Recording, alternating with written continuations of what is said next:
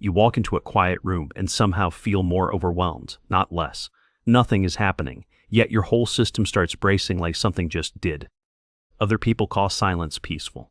For you, silence can feel like every hidden thing suddenly getting louder. The room is calm, but your mind is not. The outside goes still, and the inside finally has space to echo. That is the part people rarely understand. You are not tired because life is dramatic, but because your awareness almost never turns off. Highly sensitive people do not just notice more noise. They notice more meaning, more shifts, more emotional residue, and more unfinished signals. So when a room gets quiet, your system does not always relax. Sometimes it begins processing everything it postponed just to get through the day. The conversation from lunch comes back first, then the look on someone's face, the tension in their voice, and the sentence you wish you had said differently. Then something even stranger happens. You start feeling the weight of things you were too busy to feel earlier. The silent room can become a mirror, and mirrors are not always restful when your inner world is already crowded. This is why you can feel worn out in places that seem objectively calm. There may be no chaos in the room, but there is still chaos in your processing. A lot of sensitive people live like this without naming it. They look composed in public and overloaded in private. They can smile through dinner, answer politely, and seem completely fine.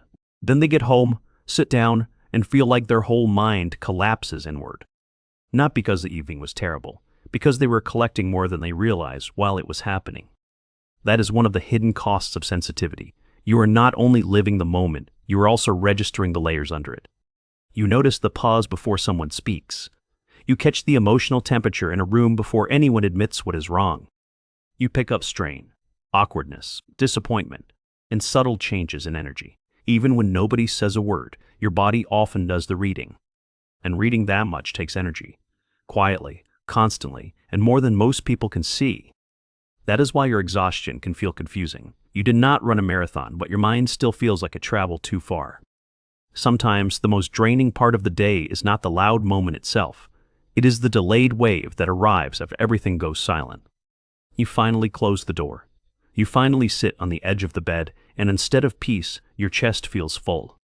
Your brain starts replaying tiny details nobody else would remember. The tone of a joke, the stiffness in a goodbye, the feeling that something was slightly off. None of it seems huge on paper, yet together it creates a pressure you can feel in your shoulders, jaw, stomach, and sleep. This is where many sensitive people start doubting themselves. They think, why am I this drained when nothing even happened?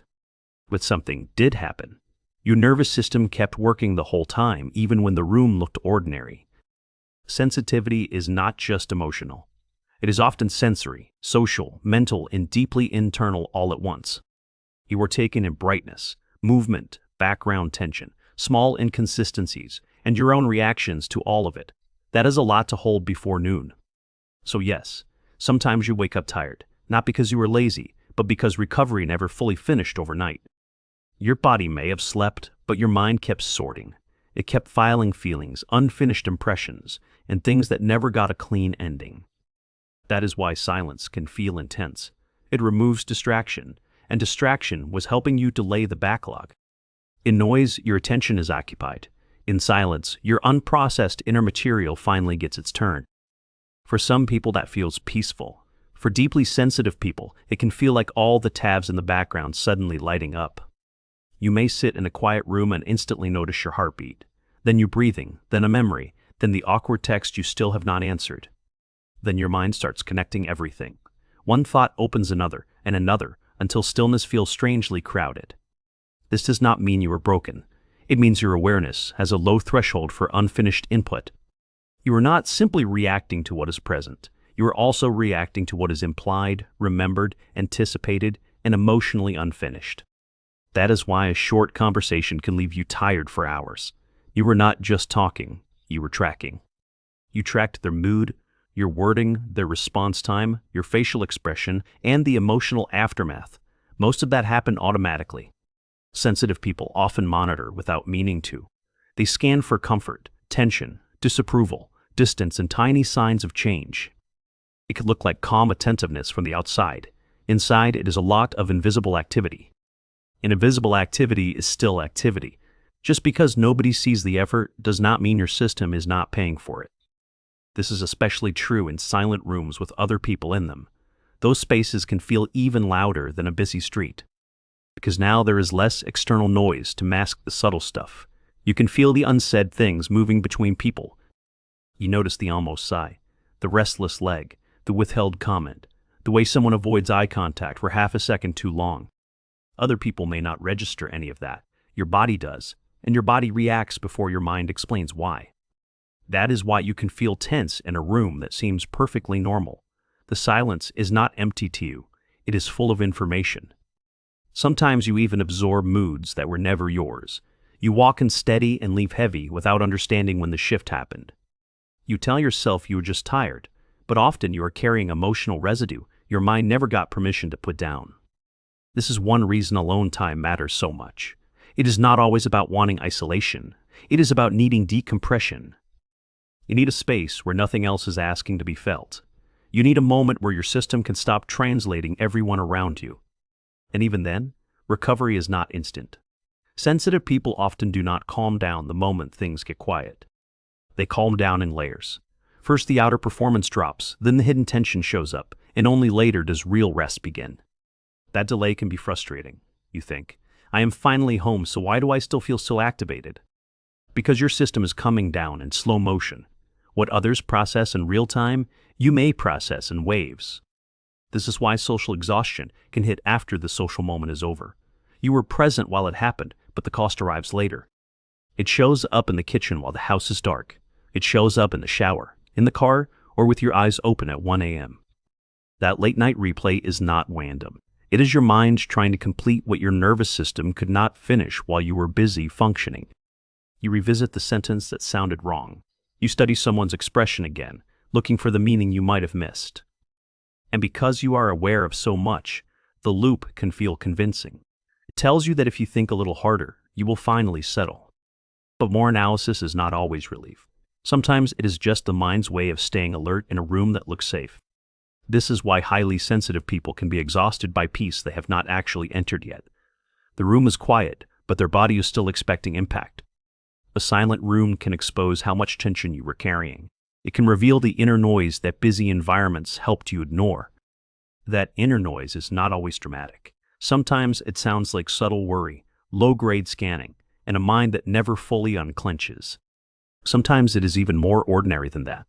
It is just the constant effort of noticing too much for too long. You notice the flicker in someone's mood. You notice the emotional distance in a simple text message and the sharpness hiding inside polite words. You notice when your own energy changes too. That level of self-awareness can be useful, but it is not weightless. There is a maturity in being observant. There is also a burden in never getting to be off duty. People often praise sensitivity in its prettiest form. They call you thoughtful, intuitive, perceptive, emotionally intelligent. What they rarely see is the bill, the mental clutter, the long recovery, and the strange exhaustion that comes from processing life this deeply. That exhaustion does not make your sensitivity fake. It proves your system has been working harder than it looks. And this is where the misunderstanding begins. Because you seem calm, people assume you are unaffected. But many sensitive people are experts at appearing steady. They learned early how to stay socially functional while feeling internally flooded. So they keep their voice even. They nod, listen, and hold themselves together while their mind is already asking for somewhere softer. By the time they reach a silent room, there is finally no audience. And that is when the exhaustion stops hiding. It can feel like heaviness behind the eyes. It can feel like sudden irritability, a need for darkness, or the urge to sit without being touched or spoken to. Not because you dislike people, because your system has been open for too long. Sensitive people are often described as emotionally deep, but depth without rhythm can turn into depletion. If you feel everything deeply and rarely return fully to baseline, even ordinary days start to feel expensive. Not dramatic, just expensive. That is why small things can add up so fast. A bright store, a strained conversation, a rushed errand, a tense email, and a crowded afternoon. None of those moments may break you individually. Together they can leave your whole inner world humming by evening. Then night comes. The house is still, the lights are low, and somehow your mind gets louder instead of quieter. That is not failure. That is accumulated input finally asking to be metabolized. The real issue is not that silence overwhelms you. It is that silence reveals how overwhelmed you already were. That difference matters, because it replaces self-judgment with accuracy. You are not weak for feeling too much in still environments. You are often meeting yourself without distraction for the first time all day. And what you meet there may be fatigue, emotional leftovers, sensory strain, and thoughts that never got closure. Of course, that can feel intense. Still, sensitivity should not be romanticized into endless suffering. Awareness is meaningful, but chronic overload has a real cost. When you live too long in constant intake, beauty becomes harder to enjoy. Even the things you love can start to feel like more to process. That is the honest part many people skip. Sensitivity can be a gift, but unmanaged sensitivity can quietly drain the life out of your days. It can make rest feel guilty, silence feel charged, and closeness feel tiring even when love is present. Not because you do not care, but because you care in high resolution. And high resolution is beautiful. It is also demanding. You catch what others miss. You feel what others brush past, and that can make you wise in places where other people stay numb. But wisdom has a nervous system underneath it, and that nervous system needs more gentleness than the world usually allows. So if silence overwhelms you, the answer is not always to force yourself to be tougher. Sometimes the deeper truth is that your system has been carrying too much too quietly. You may need more transition time than other people, more emotional space, more stillness without pressure, and more permission to come back slowly. Because sensitive people rarely break in obvious ways. They more often fade into mental noise, hidden fatigue, and a life lived 1 inch too tense. They become the person who looks fine and feels tired before the day begins. The one who needs an hour alone after a normal conversation. The one who lies in bed replaying harmless moments like they contain emergency information. The one who seems calm but never fully lands. If that is you, there is a reason. Your mind is not making things up. It is carrying more than most people realize. And maybe that is the deepest relief here. Not that you are too sensitive for the world, but that your exhaustion makes sense in the world you have been sensing. So when a silent room starts to feel overwhelming, do not rush to call yourself fragile. Ask what finally became audible when everything else got quiet. Because sometimes the silence is not hurting you. It is simply showing you how loud your inner life has been all along. And once you see that clearly, something softens. Not all at once, but enough to stop fighting your own wiring. You begin to understand that your tiredness was never laziness. It was the price of staying so aware for so long. That understanding does not erase the exhaustion, but it turns confusion into compassion, and that is where real calm begins. Not in becoming less sensitive, in finally recognizing how much your sensitivity has been carrying in silence. Maybe that is why this hits so deeply. You were never tired for no reason. You were tired because even quiet rooms have never been empty for you. They have always been full of what everyone else left behind, and what you never stopped noticing.